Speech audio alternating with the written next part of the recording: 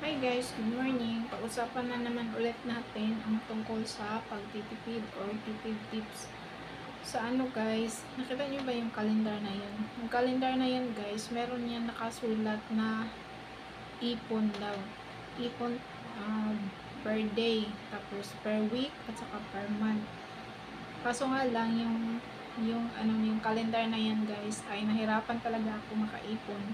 Naka-receive ako niyan 2025 na wala naman talagang magandang kita. Pero guys, ito lang ang tipid tips ko ngayon na ibigay sa inyo tungkol sa pamimili guys.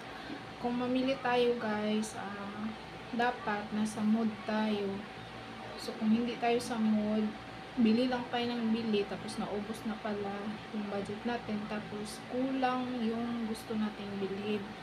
Ganun yan sa pamalingke or sa online guys. Minsan mag-check out tayo na hindi pala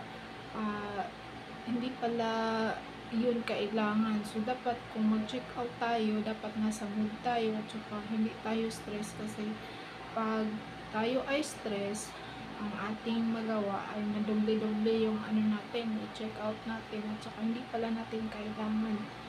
So ayun lang po yung tips ko na ibigay sa inyo, kasi sa hirap ng panahon ngayon, kailangan natin magtipid.